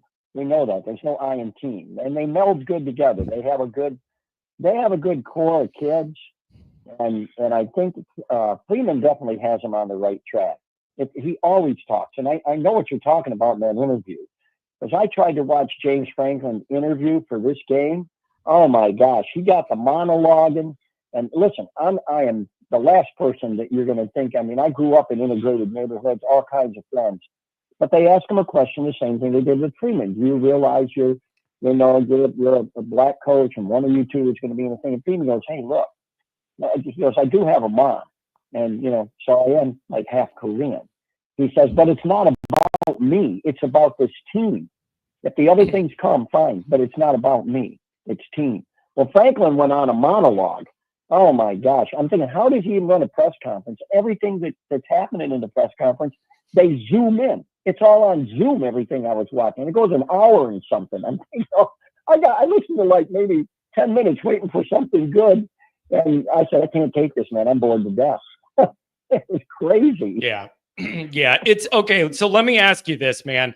Do you think Notre Dame could, the themes we've been talking about today, you've been on the line. Do you have confidence Notre Dame will be able to maintain this emotional momentum and with the physicality they had shooting out of a rocket against Georgia, playing with that intensity? Or do you feel like eventually all of the attrition catches up to Notre Dame emotionally and physically? Or do you think they could ride this thing out and stay at that level? What do you think? Well, listen. You get excited when you're playing for something that's important. And this is new territory. That's true. But I think these kids are pumped. Like I said, they're like a family. And families do things together. And they get excited about doing things together. And they're about each other. That's what family is. They're about each other. I can't make that play. You made that play. Way to go, bro. I'm going to pick you up on the next one. Yeah. And I'll tell you, that my summation of the game is on how Notre Dame played is one player. And I'm going to tell you, he might only be a 280-pound player, but I'll tell you something. Heinisch plays with the heart of a lion. Yep. That kid is unbelievable. He's not as big as his older brother, Kurt, but the kid plays, man. He plays. He plays ball. Yep. Everything is 100%. And you know what else, too? Rubio deserves a lot of credit in a similar vein for what his role was and what he did, too. Oh, yeah. Yeah. Now, one thing that I looked at today, I happened to be listening to you, and I was checking different sites because I'm on the phone now, but I go on my computer. I see that they fired the defensive coordinator at Cincinnati. That kind of concerns me a little bit. What? That concerns me. I mean, what is that much of a better job than being at Notre Dame? Like, I get it's a different lifestyle, but is that big of a better job? Like, I don't know. Geez, things are going pretty good here at Notre Dame. I don't know, man. Like, I get the concern, but geez. I'm not saying he's going to leave. My point is they'll be reaching out. There's no doubt they'll reach out. Based on what he's done, what he did for them before, they'll reach out. But once again, like I said in the past, he's about building the character of young men. That's why he said he chose Freeman, because he builds the character of young men. Yeah. That was the whole reason. Yep. Let's put some stats on this. So the weather for the game that day, according to it so far, during the day, it's going to be about 70 degrees with 10 to 15 mile per hour winds. Going to drop down to 54 at night and be 5 to 10 mile per hour winds. And this has me concerned a little bit. Penn State's used to playing on grass because that is their home field. And that's a grass surface in the Orange Bowl. Pretty sure it's a grass surface. Interesting. I'm not Now, sure I would have thought of that think- angle. I'm not sure I would have thought of that. And so now I look at this. I look at just some things that happened. Penn State played a total of 4 teams with winning records. They were Bowling Green, Minnesota, Illinois, and Ohio State. So I looked at some stats. I just ran some stats. So I can see that Illinois didn't run for a lot against them. Illinois had 34 yards rushing. Ohio State, 176. And Minnesota, now this is interesting. Minnesota had 106 running yards, but they had 175 passing yards against Penn State. Penn State had 117 yards rushing that game, and they had 244 passing. But if you remember, that game ended really weird, just like the Wisconsin game was weird. And they were both away from Penn State. Penn State only beat them 26-25, beat Minnesota. And at the end, Minnesota had an opportunity, but I can't remember exactly what happened. Yeah. It was really. So what do you think's Notre Dame's angle here then? What do you make of it? Like, what should Notre Dame's approach be to get this done? Well, here's what I got. The keys to the game for us on defense. We got to stop the run, which takes away a lot of their stuff because they got 2 good backs you can take at the house. You got to pressure the quarterback. You got to shadow Tyler Warren. Yep. And I think if I was Golden, here's what I do. I know this might sound stupid, but I would move down Adon Schuler out of safety, and I would have him on Tyler Warren because he plays a lot bigger than 6 foot 220. Schuler does. He's a hitter. And I think he could do the physical thing. I would not take Watts out of safety and put him on Warren. No way. I'm not taking him off the back end. Yeah. No way. Certainly Al Golden's going to have a plan. Yeah. Certainly Al Golden's going to have a plan. You cannot let that guy get free releases and run around. You just can't let that happen. And so they're going to need to prep for him. So yeah, I mean, let me know what you see on the way out here. I'll let you go. What do you got on the way out? Okay. You got to ignore all the window dressing that their OC is going to put on the stuff, all the extra motion and stuff. Interesting. Keep your eyes focused. Yeah. I think our keys to the game are, and you're going to like this, we have to establish the run. There's no doubt about that. And yes, Price missed 2 or 3 times where he would have just had an extra block. Just a guy getting in between him and the defender. He's gone. Over that right-hand side, he is gone. Okay? We have to use short passes. Do like a West Coast offense type thing. We're in a warm climate. Because we got to have quick, short passes. For one, it builds Riley's confidence a little more. And it's the same thing as a stretch play with a handoff. You're going to get some yards. We have to take some deep shots. But I think 2 keys to the game for us on offense as far as passing is Faison and Evans. Evans is going to have to play a big part in this game, man. It's a tight end. Yeah. And then the other thing is we only seen it once, what we were talking about. Only once did they try this, and we got a penalty in the play. Never ran, if I remember right, against Georgia, where Love was in the slot. He was lined up as a receiver. We only seen that once in that game, if I'm not mistaken, and we had a penalty, so we never knew what was going to come. So I don't know how they'll do that, but I feel, I have confidence in this game. And I know a lot of people might laugh, but I think Notre Dame wins by 2 touchdowns going away. Woo! Yeah, it's this is going to be interesting. Who have they played? They played 2 group of 5 teams in the playoffs. They played an SMU team that played in a weak conference. Yeah, and they played Boise. It's true. Boise's too much time off. It's and true. I'll call you sometime, maybe after the season's over, whatever, and talk to you about how I think they should be running these playoffs. 12 might be too much. Yeah. Because and it's 16 would be way too much, but you can't give them buys. Yeah. You got to figure out a way to maybe. Yeah, we gotta redo it. No conferences, championships. But anyways, yeah. So that's what I think. I think we're gonna win this game in grand fashion. That's what I think. Man, I like it. Waiting. I like it. I want it to happen, man. Hey, thanks for giving me a call here. I'll be live Wednesday too, buddy. Thank you very much. Where's Omar? Omar! You know what I got to say here? I am genuinely surprised. I'm genuinely surprised, even by some of our own trolling and a little bit of the negativity I'm seeing. I don't know what it's going to take for people to get on board here. I'm genuinely surprised. I thought maybe this week, even the trolls would be a little more. People are finding the littlest things to nitpick and be negative about. I struggle with it, man. I thought maybe we've gotten to a point here where we could look at the high end, but there's still some people trying to find angles to you guys are bad-mouthing Kelly. If he can win at ND, he's going to win big at wait, when did he win at ND? Where was the major bowl win that he won at ND? Ronald, see, that's the problem with you being so disingenuous. You have these sterling standards of nothing's good enough but perfection for Marcus Freeman. Meanwhile, you're carrying water for Brian Kelly when he couldn't win a major bowl game in a dozen years. And you're still finding a way to carry water for him. But Freeman's got to be perfect all the time or get him out of here. But you're carrying water for Kelly, who didn't try hard and treated people like crap. He didn't try hard, and he treated everybody like crap. And that doesn't fly at Notre Dame.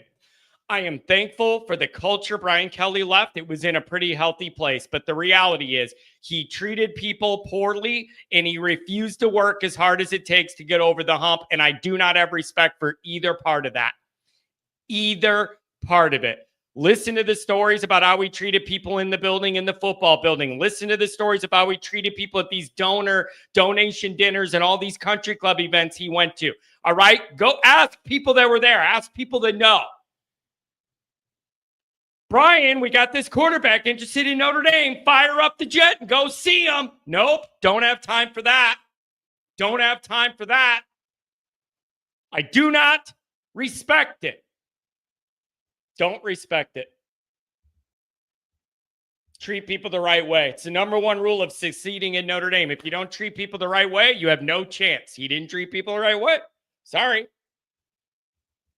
I don't know what to say. John, you're buying the rat poison. Yeah, I know. Just because I said I like the way Marcus Freeman spoke about this game on the news. And I'm buying the rat poison. Like, I just don't understand what some of you people want. Like, no matter what I say or type, you're going to say the exact opposite just to do it. Just to do it. You're going, whatever angle I take, you're going the other way just to do it. Just to do it. Like for a hobby, I guess. I don't know. It's just weird. SPF. Pat, stop. He didn't win nothing meaningful. It shows the ungrateful side of you. Did he win an Natty? No. Did he make the playoff? Yes. Is Freeman hot right now? Yes, but you have to win the ship. I mean, yes and no. You have to win the ship for the ultimate victory, but he's already exceeded the high end of the Kelly era in terms of high-end wins by winning 2 playoff games, and especially the Georgia one. And I am grateful for Brian Kelly. He inherited a nightmare, and he put the infrastructure in place early in his career that was important.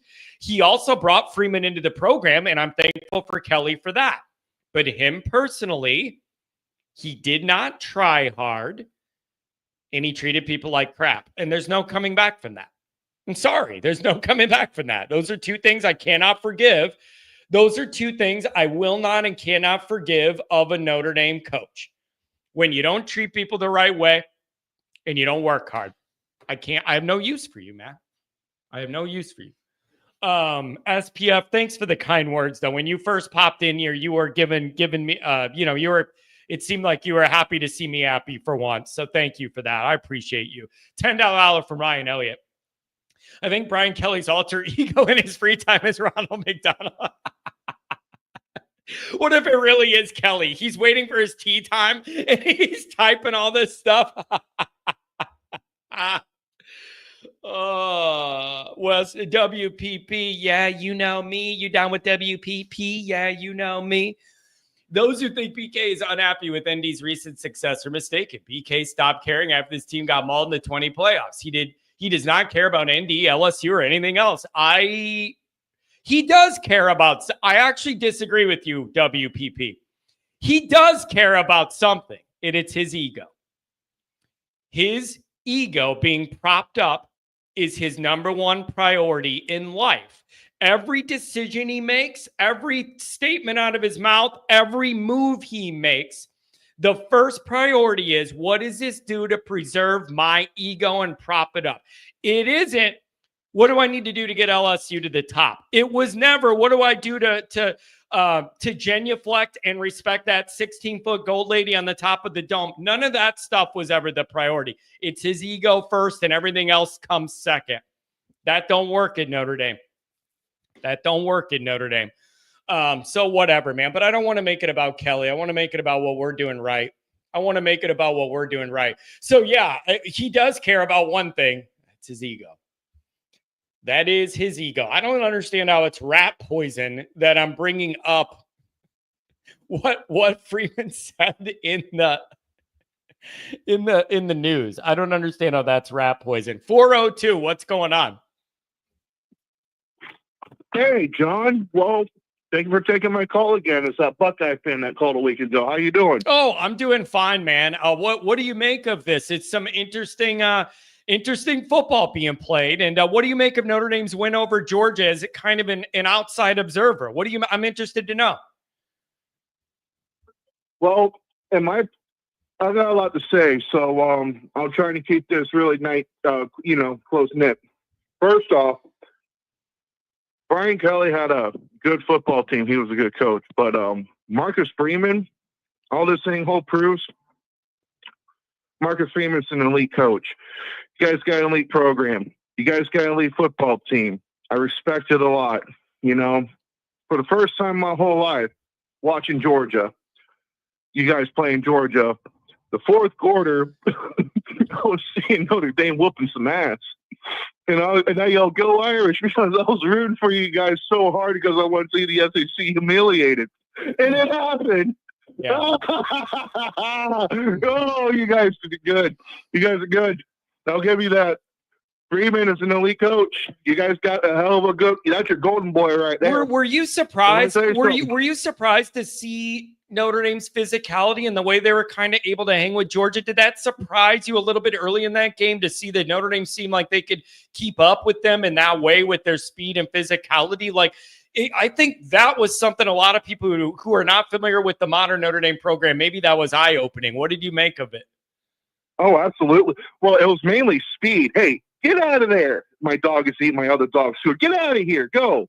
Goofy dog. Anyways, the main thing that really surprised me was the speed. Physicality, I thought they were kind of evenly matched, especially in the first quarter when they're trying to get a feel for each other. The Notre Dame defense, I was worried for a second because I did a little thing on Gunnar Stockton. The guy's a good quarterback. I knew Georgia was going to be business as usual with how they're going to navigate things. But Notre Dame, their defense, it was just speed, man. Because the offensive Georgia's offensive line outweighed by like 50, 60 pounds per person on the Notre Dame's defensive line. So they were bigger and stuff. But your guys' speed really did it. And let me say something about Marcus Freeman. Now, as a Buckeye fan, I can tell you this. I'm going to tell the whole Irish nation that who wants to listen to this. It's going to make you tingle inside of your little shamrock soul. All right. So Marcus Freeman, and when I mean this, I mean this. Marcus Freeman stood on the shoulders of giants, literally. When he played for Ohio State back in 2006, 2007, 2008, he played for a defensive coordinator, one of the best I've ever seen in my whole life. John Hancock, the Silver Bullet, one of the best defenses I've ever seen in my whole life. Jim Knowles comes close, but anyways, I digress. Marcus Freeman played with A.J. Hawk, Bobby Carpenter, Anthony Schlegel, James Laurinaitis, Brian Roll. What they have all in common. They all got drafted into the NFL. Ohio State, great Ohio State legends. He played with that team. He played in 2 national championship teams in 2007, Florida, 2008 LSU. Marcus Freeman knows what a championship team looks like because he played for Jim Tressel and then also John Hancock. Marcus Freeman knows what he's doing. You guys got yourself one hell of a coach. When it comes with the Penn State and Notre Dame game, I'll tell you something right now. You guys are evenly matched. Penn State, Notre Dame, you both are evenly matched teams, in my opinion. The only part where it drops off is the offensive production. Okay? Let me pull this up right now. I made a little chart for this little occasion. So out of the Power 4 teams, pass offense, Penn State, on the pass offense, Penn State is a little better than Notre Dame. According to NCAA.com, pass offense, Penn State is 65, Notre Dame is 71. Total offense, Penn State 52, Notre Dame 58. 63 was Yuga. Now, the big factor of Yuga is even with Carson Beck, Yuga had one of the worst, honestly the worst offensive production. They were not even in the top 50 when it comes to about all of the offensive categories, rushing, passing, and they're just not doing well. Penn State, what you guys got to worry, this is, and I want to be honest, I'm being genuine. Some of you Irish fans ain't gonna like hearing this, okay? But just hear me out. If I'm Notre Dame, I would find some way to get my running game going. That Penn State defense is really good. Don't underestimate it. If you guys can't get over 100 yards in the first half, you guys are going to lose the game. You guys got to get established at rushing offense. You have to. It's an absolute do or die. Riley Leonard can pass, but it's mainly going to be how you guys are going to count. It's mainly how you guys are going to rush on that Penn State defense. Now, if I'm on defense for Notre Dame, if they pick up your guys' blitz packages, you guys are cooked. Penn State got a two-headed monster, Nick Singleton and Katron Allen, both of which are 1,000-yard rushers. Then you got junior quarterback Drew Allard. Drew Allard rates a little better than Riley Leonard on passing. He's better passer. Riley Leonard's a better scrambler. The two difference between the two quarterbacks is that Riley Leonard is a scrambler. Drew Allard is a pocket passer. They both are. Their quarterback rating is Drew Allard is 71. Riley Leonard is 77. Drew Allard is 15th amongst all quarterbacks, and Riley Leonard is 17th amongst all quarterbacks. Drew Allard has more experience with the system that he's currently in. He's a third year. He's been with Penn State for 3 years, ever since he was a freshman. Riley Leonard comes into Notre Dame first year as a senior. My money is going, and I'm not saying this because I hate Notre Dame. I respect Notre Dame. Don't think I'm saying this. It's going to be a very, very close game, relatively low-scoring game. It's going to be, I think Penn State is going to win this one, and it's going to be very, very close. It's like 21-24 or 21-28. It's going to be in the 20s. Both teams are going to be able to score, but it's going to be a matter of whose defense is going to perform the best. And this is going to be both ways, but I think Penn State might win this. Don't underestimate Drew Allard's running abilities. He can run the football. I've seen him do it against Ohio State. It gets very frustrating because you're like, okay, this guy, he's not a scrambler. So what the hell's going on? I'm saying it with much love, but if you guys do win, which it's a close game. Like I said, you guys are evenly matched. Yeah. You guys really are on paper, it's so if you got any questions for me, go for it. I don't mean to be a bearer of bad news. No, that's pretty much opinion, it. No, you're the only way. Listen, you're the only guy. You're the only guy who's ever called into this show in 8 years where I don't talk for 6 minutes and just let you go, man. You got it all out. There you go, man. Like the buzzer is dinged. You got it out. You're the only guy where you talk and I just kind of drift off and let you go. I agree with a lot of your bullet points of what Notre Dame needs to do. And we're going to see what happens, man. But I appreciate the notes and the research put into this dissertation. I genuinely do. Thank you. Yeah, good luck to you guys, and I'll say go Irish, man. You guys earned it. You earned my respect. Oh, thank you. I appreciate that. Dude, there's just something unique with that guy. I don't understand it. It's the quietest I ever am on that show. He just goes. He had a dissertation. This man is making charts for your show. You must feel honored. Ronald McDonald, it all ends Thursday. Yeah, Ronald, you've been saying that every single game Notre Dame's played all year, though. Like, that's the problem with the boy who cried wolf thing is you've been saying that every single game the whole year.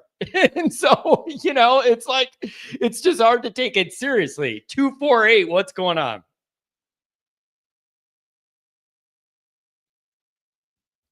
Up here. Hello, how are you? Can you hear me? Yeah, what's going on? Welcome to the show. Thank you so much. It's Jonathan calling back.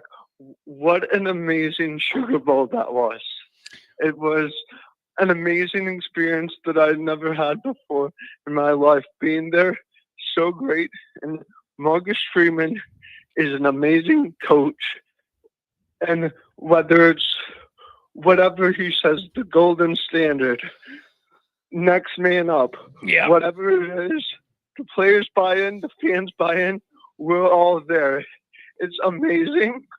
And then, like, when you're down on the field, on the sideline, it's something else, and it's so much more. It was an unbelievable game. Yeah, it was. I'm telling you, man, it was. This is the kind of performance you've been begging for from a Notre Dame team forever. That in a big moment, you make the big plays. On the big stage, your players are the one that play together and make the game-changing plays and get a couple turnovers and get a kick return. Like, Notre Dame was that team on the big stage finally, and it just took like 30 years to get there. It just feels damn good, doesn't it? Exactly. It feels amazing, and it's amazing how everyone buys in and is so pumped to be there. And one thing I'll say is a huge difference about Notre Dame and Georgia is the fans post the terrorist attack, and to be on the field and see Notre Dame come out onto the field with an American flag and everyone chanting USA, USA. And it was only the Notre Dame fans chanting that, not Georgia. Yeah, you know what I don't appreciate is I really don't appreciate why couldn't they show Notre Dame running out there on the game with the flag and show the national anthem and stuff? That used to be a part of American sport and culture, and we seem to be getting away from it little by little. And I don't love that, but it's something I've noticed over the years. So the American flag was never shown. They showed it from behind when Notre Dame was in the locker room and the guys had the flag, but they didn't show the full run out with the flag or do the national anthem. I just thought they used to be a part of the American sporting culture and we're getting away from it. And I think ESPN has something to do with it and I don't approve. That's my only point. Well, I'll send you a picture when the photo comes out tonight. There you go. I'll send that. Hey, what do you make of the Penn State game? What do you think about this? We covered Georgia a little bit, and we're proud of the boys. What do you make of it? What do you make of this upcoming contest? I think it's great, and I think it's next game. It's one more game, and as the previous caller said, can you go 1-0? And I believe we can beat Penn State. It's next man up. Not looking ahead because we should never look ahead and to the next game. But I am worried about Ohio State. But I think we're ready for Penn State, and it's one day at a time. Yeah, and do the next play. Yep. And I guess one final thing. Sure. Going out. What I got really angry by the Georgia fans you mentioned earlier, naming every excuse in the book for losing to Notre Dame. And they're like, this one really angered me.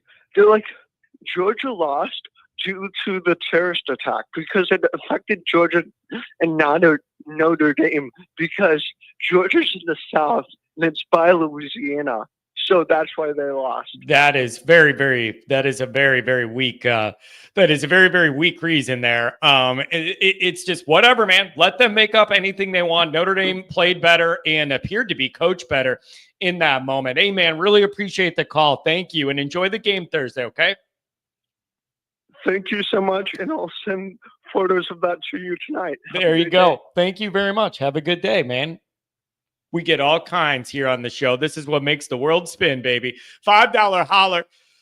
I appreciate everybody who wants to call. I really do, man. I like this energy. $5 holler, 808 on the line. I wonder where he's traveling now. My main man from Hawaii. What's going on, 808? John, I'm heartbroken. About what? Are you not able to go to the game or what? So last game, right? I traveled from. I live in California now, so I visited my family for New Year's, and then I rented a car. I was driving from Dallas to New Orleans, 5 hours into the drive. I was missing 3 hours. I see trending in YouTube, the game is postponed. I turned around and get back home. Like I couldn't make it the next day. So I missed the chance of being there. Like I've been trying to be in the moment when we break in. Oh man, and you couldn't be there. And you made the effort, and you were on your way to do it. Oh, that's so frustrating, man. And there's nothing you could do about it. It's just kind of the circumstance. I know. Honestly, the day after I got to work, I'm like, you know what, guys, put me on the list. Put me on the list. I'm deploying to the Middle East, and we're putting warheads on foreheads because those guys took away my chance of being in the game. I've been waiting for 10 years. Did you just say warheads on foreheads? Well, luckily though, I got permission, and I'll be in the next game. So I need to be there when we win the Orange Bowl. Yeah, man. I appreciate your dedication that wherever the game is, you make it a big time game. You make an effort to be there, no matter how inconvenient the travel, no matter what it takes. You always make the effort, man. And I genuinely respect that about you. You are not afraid to get up and go after it, my friend. I love it. What do you make of the Penn State matchup? Honestly, I don't get the bravado that's coming from Penn State all of a sudden that they're world beaters. Like, they were struggling in offense against Boise State. Like, who do you beat? Boise, and then SMU. What's the MSU? Yeah. That's it. And then now you're like better than us. Oh, your running game is better than us. You're just like Georgia light at best. And we beat the real Georgia, and you think you stand a chance? Yeah, it is. Man, I've thought about all this too, but it's just like, I could argue that although Penn State doesn't have the same amount of top end star talent, they're playing better as a collective group right now than Georgia seems to be doing. I don't think that's a reach of me to say, and I just don't know what that means for this matchup. Well, I'll say this. Some callers or commentators are saying like, oh, Marcus Freeman is not good. The tactics are being directed by the offensive and defensive coordinators. Well, that's how it's supposed to be. The head coach is just administrating the people, both like the assistant coaches and the players. Like, your job is to motivate. It's not to like dictate the play to play. Like, you're not gonna take control over everything, right? So like, I think Marcus is doing the job as it's supposed to be. And winning the games as Notre Dame football is supposed to be played. Like, when I was doing my drive, I put some of the old Notre Dame history videos, and they were talking about Noah Rogney. His strategy was like, we're going to run the ball, and we're going to win them like with physicality, and that's how he did it. Also, like, our players were like, 40 pounds lighter than the offensive line for Georgia. That's what I was worried about. That was one of my chief concerns against them, and Notre Dame handled it well. They were undersized, and Notre Dame handled them well. If you go into our history, we, like Rogney said, you don't have to be bigger. You just have to be faster, and that's what we did. We're running at the edges, like just like he would intend it. So, like, we keep our identity is independence, and now we're going back to playing like Noah Rogney meant us to play. Yeah, man. It is. This has been a really enjoyable ride. Man, I'm sorry you weren't able to make it to the game. You know, it just circumstances being what they were. But I guess it's the effort that counts. And maybe you'll get a big win Thursday to celebrate. Anything else, my friend? Thank you. No, hopefully I'll call you from Miami, and then we're gonna celebrate the win. Last time I tried to call, but now you're popular, so that's good. Like, hopefully you can be like Uncle Lou and grow your channel just like he did, because like he's one of like the top people getting super chats in YouTube, and that's because of Georgia. I mean, obviously he's really good at being a YouTuber, trolling us. I really enjoyed him, even when he was making fun of us for the 2 games we played before. But I think your success is tied to Freeman's success. Yeah. And it's only looking up. I think there is something to that. It does help having a new energy in South Bend. The channel's done well since Freeman. So thanks a lot, man. I really appreciate it. Thank you. All right. Have a good one. Uncle Lou's, he's approaching 100K, I think. When you cover Georgia and you cover he covers all of college football, man, you cast a much bigger net. If you're hitting the SEC and how popular that is, Georgia's your main team. You hit all the other, covering all the big games, everything. That's a big net. And then Uncle Lou, he's good at what he does. I mean, Jesus, he's good at what he does. He's a professional troll. That's his whole bit. Everybody understands it. It comes naturally to him. He's fantastic at it, and he works his ass off. He works his ass off. It is a lot of work to do the amount of content he does. So, and I did do the YSIO. I trolled him on his segment, the YSIO. I got him. I respect all the work that guy does. I need everybody that loves Notre Dame and everybody that knows me. I want to tell you guys, honestly, congratulations. Notre Dame was fast. They was hitting. They were talking trash. Congrats. I do not think Kent means this, man. I've gotten to know him offline a little bit more and I think he genuinely means that. And he has been here and seen how miserable I and all of us have been through so many things. I genuinely think there's a part of him, even as an Ohio State guy, that doesn't mind seeing me be happy for a couple minutes. A couple minutes. Oh, man. All right. This is going to be the last call of the day. Johnny Boy's got a lot of things I got to do today before we go live with Goolsby. 574, what's up? How's it going, John? It is going the best it's ever gone since I started this show. Is that a good enough answer? The best since 2016. Yeah, that's a really good answer. I mean, it was great. I mean, after all that crazy stuff that happened during the New Orleans, and we're still praying for those people that what happened in New Orleans. It was just awful. I mean, to win that game after all that crazy stuff, it was great. Yeah, it was, and that was a challenge, and you are saying, how is Notre Dame going to respond to this? Did you see the note that in the middle of that confusion, Freeman created a 3-hour window to let the team go and be with their family and friends and then report back? This is all stuff that matters to me, man. And Marcus Freeman ended up having a feel and a pulse of what his guys need and how to handle things. But he released them for 3 hours to go be with their people and kind of cope the way they wanted to with their people and then come back. Like Freeman's, he's starting to find his sea legs and how to do all this. He's doing a good job. Freeman's doing a great job. I mean, that's so important to have 3 hours with your family after such a tragedy. So important, because if I was a mother, I would be freaking out that something crazy happened in the city where we're playing a football game. Is my son okay? Yeah. It was and a lot to overcome. I got a kick out of the pregame where they showed Denbrock sitting on that cabinet and the guys are running in some ballroom at a hotel and Denbrock's just chilling on a cabinet. You got to do what you got to do, man. And Notre Dame made it work, and they were fast and they were physical and they refused to quit. And it just makes you so proud. Can I ask you, is there any energy on campus with this? People getting to campus just to want to be to the grotto to celebrate? Is there any of that going on in town, or is it just too cold out? Nobody's doing anything. What's the deal? Well, right now on campus, the students are gone because, let's be honest, we needed that energy more when we played Indiana here. Because let's be honest, we needed that crowd for the Indiana game. We don't really need it because we need the crowd in Miami right now. So the students, they should be trying to book flights to Fort Lauderdale. Kids, Miami, the football game's not in Miami. It's in Miami Gardens, which is closer to Fort Lauderdale. If you're booking flights, fly to Fort Lauderdale, not Miami International.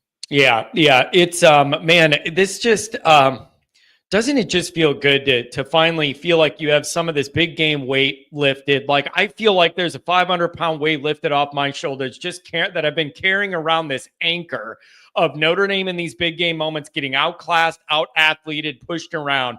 And it just feels really good to be on the other side of one of those. Oh, it feels good. But, hey, let's be honest. We got 2 more to go. We got to win 2 more games. And this is like the Stanley Cup playoffs now. I mean, you're going to have injuries on both sides. It's one of those games players are playing with broken ribs, broken arms, stuff like that. It's going to be a crazy game, too. All these games are dogfights now. Yeah, they really are. And again, my big theme for the week is, can Notre Dame maintain the physicality, speed, and intensity and the emotional level they were on in this last game? Can they continue it? Or do you run out of gas at some point, or the injuries catch up to you? Like, that is my biggest question, is can you maintain the levels that are really impressive levels you're operating on right now? Big question. I mean, I think the kids want to win. I mean, they're college kids. I mean, here's the speech I would give to pregame speech. It would pretty much be slamming a bottle, say, let's go. I mean, you pretty much prepared the game plan for the whole year. I mean, there's not much a coach can do at this point. It's just go win. It's a big game. You're going to have tons of fans. The place is going to be crazy. You just have to go out and try to win a football game. Yeah. It's but geez, this just feels don't you agree? There's a I like talking to you because you're on campus more than I am, and that is your natural habitat and world that you're more familiar with, and you just are able to be there a lot more than me, and in a different capacity. Doesn't it just feel like there's a new modern energy around this program? And that is a big picture thing, not just for this year. There's a new modern energy in this program that has been long overdue. And that is one of the big takeaways from this year, is just this is what it needs to feel like for good things to happen. And it just feels like, for once, the vibe is right. Oh, yeah. I mean, all this stuff, it happened at the right time. Even if you guys don't like him now, and I don't like him too, Brian Kelly built the football facilities. You could not have gone from White to Freeman, because you need to build the facilities. I just walked by. They're building like their new indoor thing. Notre Dame needed to be able to compete in the arms race, which is the facilities. Otherwise, we would have been left like the baseball team, who basically never upgrades anything. And we keep bringing in retread after retread on the baseball team. Yeah. It's, man, this is just, it's a new energy around the Notre Dame program. And if you find a way to win one more game, you're in it for the title. So listen, man, I really appreciate you touching base. And I'm glad you're able to be a part of this Notre Dame community on an intimate level there, in your capacity. And thanks for the donation and the call. Appreciate you. I appreciate calling in too, John. Hopefully we can get a win on Thursday. There you go. Call me back soon, my friend. Thank you very much. Tara Adams, $10 holler. Love the show. My question isn't really important, but where did you get the leprechaun mask in the corner? I bought it online somewhere. I Googled, realistic or high quality leprechaun masks. And there's a bunch of them that are crappy and cheap, and they're like $20, and you look like some weird troll or something. And I found this one that looked pretty realistic and pretty good. So I spent a little bit more money for it. I was not willing to spend the $2,500 it costs to get the same leprechaun mask that looks like the one from the movie Leprechaun with Jennifer Aniston. Like, they have a molding of that one. It was literally like $2,500. That one looks very realistic. George says it's a mask of himself. Oh, that's a good one. It was literally like a Hollywood prop, the one that was from the movie. I mean, it looked so realistic, just like that guy in the movie. So yeah, that's what I got that. And I got to say, I'm glad I did. The kids love it at the tailgate. I wear it on a Halloween. It's a good promo. I wear it on Halloween. I have a pocket full of cards. I hand them out. It's perfect. Like it's just, I enjoy it. What was it? I don't know. $100, $120, something like that. Whatever for that thing. I don't know. Look at this. John's getting lead poisoning from his Timu gold chalice. And his lamp is a fire hazard. Mark, there is something weird going on in the bottom of this cup. I don't know. I think this thing came from India or something. I'm questioning the materials. I'm probably getting cancer with each sip. Swallowing real gold or something. And then when I first put that thing up on there, I was seriously worried. If you see that thing start smoking, somebody's going to have to let me know. If you see that thing cooking.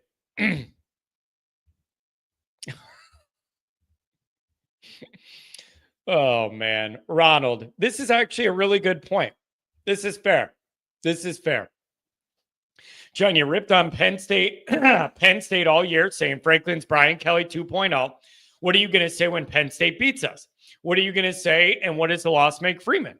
I will be extremely frustrated with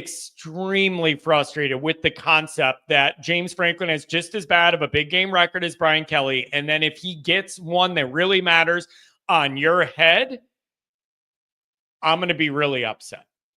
Sincerely upset. And it's going to be a very, very frustrating look. However, that does not erase the progress made by beating Georgia, right? You could do Ronald, I know this is hard for you to comprehend, but you could do two things at once. I will be extremely frustrated because I talk crap about Franklin not winning the big game all the time. And then if he dunks on your head to get one, clearly that's a big middle finger to me from him and a great job. I'll be really pissed off and annoyed if he breaks through like that. But it also doesn't mean if that happened, it wouldn't mean no progress was made by Notre Dame this year. I still see a lot of value in the Georgia victory, but I will be super frustrated. And it'll make me really, really mad that I dunk on Penn State and Franklin all the time. And then if he gets that big win, then I said in the beginning of the show, I'm going to end with it now. A part of me feels like that big game credibility thing for James Franklin and Penn State's coming against us, and ours kind of came against Georgia, because I just don't think people respect SMU or Boise the way they do Notre Dame or Georgia or whatever. So I just feel like this is that next big measuring stick for Franklin to get past Notre Dame. But yeah, Ronald's right about the crap I talked about Penn State losing all the biggest games and everything. And if they dunk on Notre Dame's head, I'm going to be devastated and furious. It's the ultimate in your face, John, if that's my take and he gets that kind of win on us. It's going to suck. You're going to die, clown. All right, you guys, I'm out of here. NIU is faster and tougher than Georgia. Yeah, you're damn right. You're going to die, clown. All right, you guys. Monday Night Raw, live, Patreon, me and Goolsby. We got a lot to cover. We'll be there at 7 o'clock. Articles coming out all the time. Keep a lookout for those. Video coming out tomorrow morning. Then we're going to go live Wednesday, and it's going to be a quick week, you guys. Life comes at you fast. Thanks for the calls. Thanks for the donations. If you're going to the game, look for the Always Irish flag and the main parking lot. My brother's going to be there somewhere. And he says, anybody that's going, if you want to be a part of the AI thing, I'm not going to be there, but you could go have some beers with my brother and represent the Always Irish community. I'll get you guys more information on the location. But we'll see you guys on Patreon tonight. Thanks for the calls. Thanks for the donations. Really appreciate it.